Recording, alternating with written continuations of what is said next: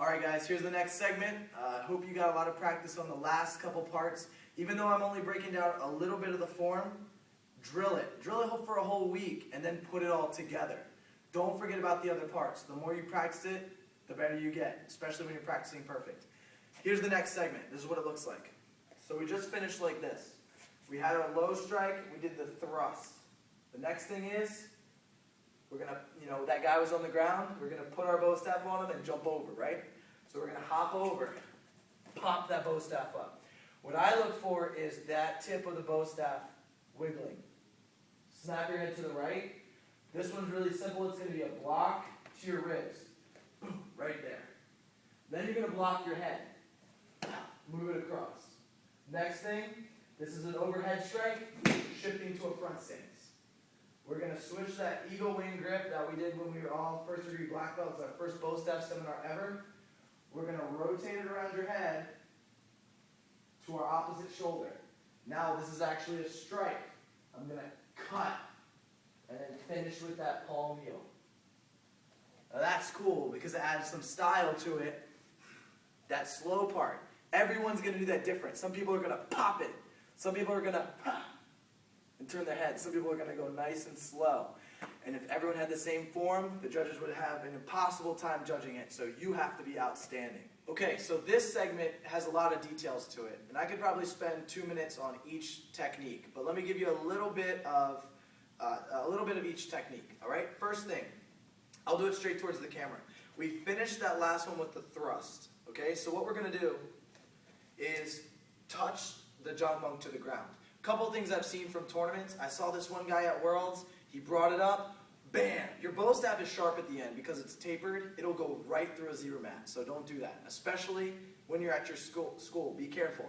And you know what? You're never going to end up punching the ground anyway for a low strike. So imagine this is a low strike. Just like in first degree black belt form, when you did the low, slow side kick, it's a downward angle like that. It's not into the ground. So you're going to focus on punching out. Okay, the next technique, this is what I've seen. So one time when I was competing on hardwood floor, which is what we need to do a lot of times, I like to put all my weight on here. You know, it was fun to be able to really pole vault off of your Jahng Bong, but what happened was the hardwood floor had it at too much of an angle as I jumped over, and as I jumped, the bow staff slid out. And you know, a little mistake like that when you have two people that are really good. The other person just gets the first place. You know, I don't even think I placed at that tournament, which was really upsetting. So you've got your thrust. Just touch the ground. No weight on this bow staff. As you jump over, I'm going to go slow motion. So you watch me do a slow motion jump.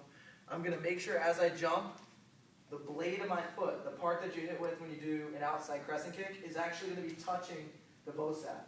Then I land in a middle stance, and I'm going to pop it up. Now this is going to be quick. When you pop it up, focus on pulling your right hand to your solar plexus and your left hand pops.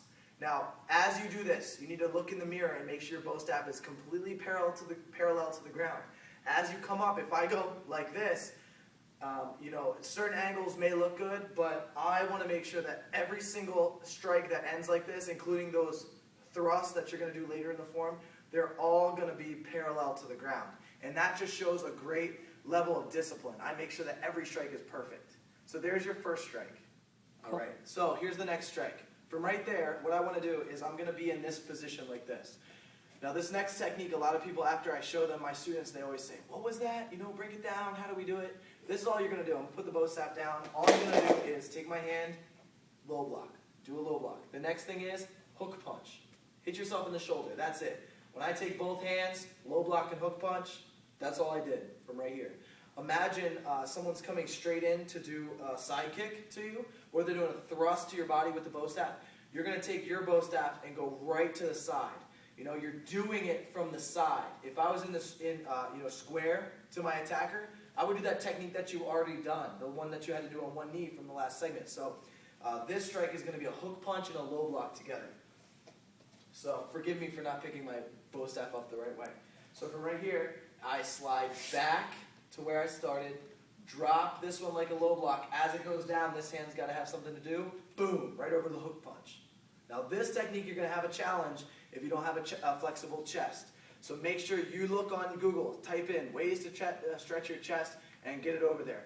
Guys with a big built chest, it's going to be really tough to do it. Ladies, you might have to rotate a little bit. So instead of being perfectly sideways, you might have to turn a little bit. But having those knuckles stuck to your shoulder is really important. This arm should be straight down.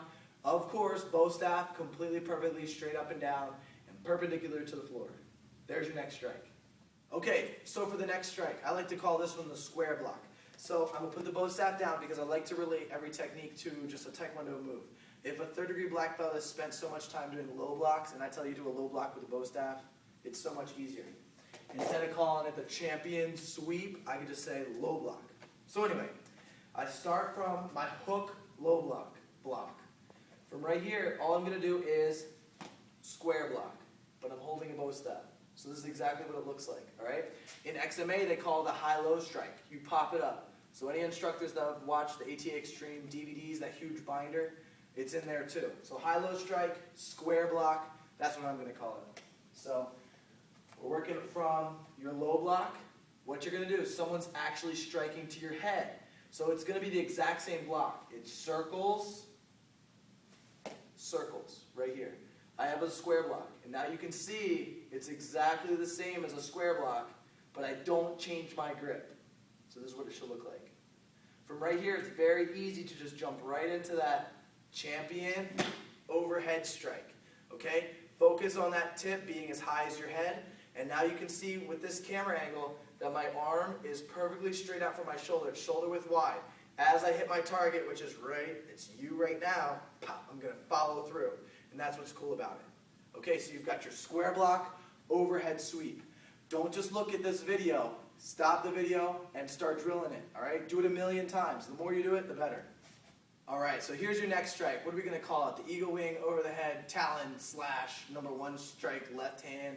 Make up your own name. It doesn't matter. Make it cool. Keep it consistent. So you have overhead sweep. This is what you're going to do. The hand that's on your elbow right here, you're going to only keep the index finger there and everything else going to come out. Here's your eagle talon. As you bring it out, you just bring it straight above your head. This is how easy it is. From your sweep, finger adjustment, boom. What is this called? Champion. Then you're going to bring it down to here. From right there, everything is parallel. You're looking strong. You grip it with those 3 fingers. If you can, get a whole grip on it because you're going to switch your hands now on the next move. From right here, boom, you cut straight across, and this should hit the same shoulder blade. So what I just did was a boom.